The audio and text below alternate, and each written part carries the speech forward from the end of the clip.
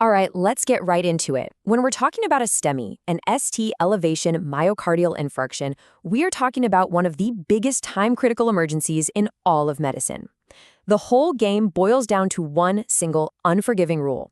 Time is muscle. Every single minute that ticks by, a part of the heart is dying. Our job? It's to stop that clock. You know, this one sentence really says it all. Transmural ischemia just means the entire thickness of the heart wall is literally starving for oxygen.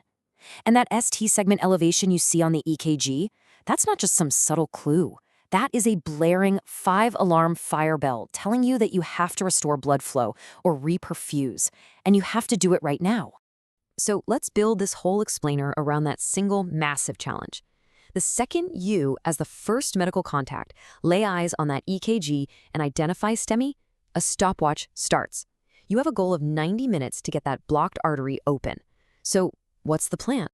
First things first, let's get crystal clear on what we're actually up against. What is a STEMI, really, when you get down to the nuts and bolts? So here's the critical chain of events. You've got this unstable plaque chilling inside a coronary artery. It ruptures. The body freaks out and throws a blood clot on it to try and fix it. But that clot grows so big that it completely, and I mean 100%, blocks off the artery. All blood flow just stops, dead in its tracks. This isn't some partial blockage, it's a total shutdown. Okay, so how do we actually know this is happening? Well, our single most important weapon in this fight is the 12-lead electrocardiogram. In the middle of all the chaos of an emergency room, the ECG cuts through the noise. It tells you a clear, immediate story about what's happening to the heart muscle. You just have to know the language, and you have to be able to read it fast. Now, let's look at the specifics here, because this is what really matters. It's not just any ST elevation. It's got to be at least 1 millimeter high in 2 or more leads that are looking at the same part of the heart, like leads 2, 3, and AVF for an inferior wall MI. And get this, the rules are different for leads V2 and V3 with different height requirements for men and women. And don't forget the tricky ones. A posterior heart attack might actually hide, showing up as ST depression in the front leads. And a brand new bundle branch block? Well, that could be a STEMI in disguise. And this brings us to a huge diagnostic trap. You see ST elevation, your brain screams STEMI. You activate the cath lab, but what if it's a mimic? Getting this wrong can have absolutely catastrophic consequences. And here's the #1 mimic you're going to see, acute pericarditis. With the STEMI, the ST elevation is locked into one specific area, and you'll almost always see reciprocal ST depression in the opposite leads. But with pericarditis, the elevation is everywhere. It's diffuse, and it has this classic concave, scooped-up look. The other big clue? Look for PR segment depression. And then, talk to the patient. Is the pain a crushing weight, or is it sharp, worse when they breathe, and gets better when they lean forward? The history is everything. And you've got to keep these other imposters in the back of your mind, too. An aortic dissection can cause a STEMI, sure, but look for that tearing back pain and check the blood pressures in both arms. And then there's Takotsubo, the so-called broken heart syndrome, which can look identical to a massive anterior STEMI, but it's often kicked off by some major emotional stress. Okay, so you've done the detective work. You've correctly identified the STEMI. Now, the real race begins.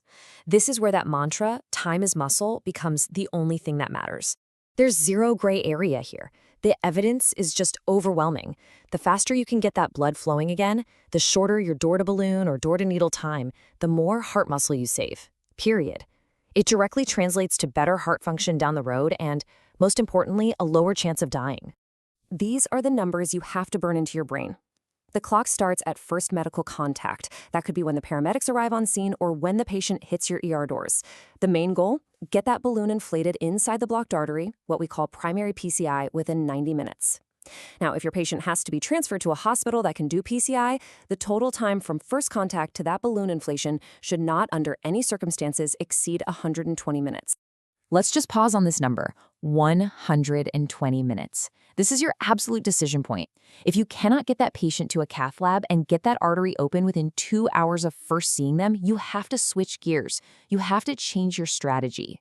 So that brings us to the big question. How are we going to open that artery? You've basically got 2 tools in the toolbox. So how do we pick one? Well, the algorithm is actually pretty simple, and it all comes down to geography and time. Your first question is always, Can I get this patient to a cath lab for a PCI in under 120 minutes? If the answer is yes, that's your path. Go, go, go. PCI is just better at physically opening the artery. But if the answer is no, maybe you're in a rural hospital, hours away. You can't afford to wait. You have to pivot to thrombolytics, the clot busters. And here's the trade-off, right? On one hand, you have PCI. It's more effective, it's more reliable, it just works better. But you have to be able to get to a place that can actually do it. On the other hand, you have thrombolytics. They're powerful drugs that can be given almost anywhere, but they come with a really scary downside, a serious risk of bleeding. And that bleeding risk is no joke. The one we fear the most is an intracerebral hemorrhage, bleeding directly into the brain, which is often fatal. That's why there is a massive checklist of contraindications, things like recent surgery, major trauma, or a history of a bleeding stroke, that you absolutely must go through before you even think about pushing these drugs. Okay, so the artery's open. The immediate crisis is averted, right? Well, not so fast. Even after you've successfully restored blood flow, the patient is far from out of the woods. That stunned, damaged heart is now incredibly fragile and vulnerable to a whole new set of life-threatening problems. And as you can see, the list of potential dangers is long. The heart's electrical system can go haywire, leading to deadly arrhythmias like VTAC or VFib. If too much muscle was damaged, the heart just can't pump effectively anymore, and the patient goes into cardiogenic shock. And in the days that follow, you have to worry about the heart wall literally rupturing or clots forming inside the damaged ventricle. These right here are the must-know high-yield pearls. If your patient is in cardiogenic shock, their mortality is terrifyingly high, and they need to go to the cath lab immediately, no matter how much time has passed. For a right ventricular infarct, you'll see that classic triad: low blood pressure, clear lungs, and JVD. The treatment is fluids, fluids, fluids, and whatever you do, do not give them nitrates. It'll bottom out their blood pressure. And if you suddenly hear a brand new, loud heart murmur in a patient who's crashing, you better be thinking about a hole in the heart wall or ruptured muscle. Both are surgical emergencies. You know, when you boil this entire complex topic down, it really comes back to this one simple mantra. Every system we build, every protocol we write, every decision we make is all in service of these two goals. Recognize it fast and open the artery fast. And that brings us to our final point. You've done it.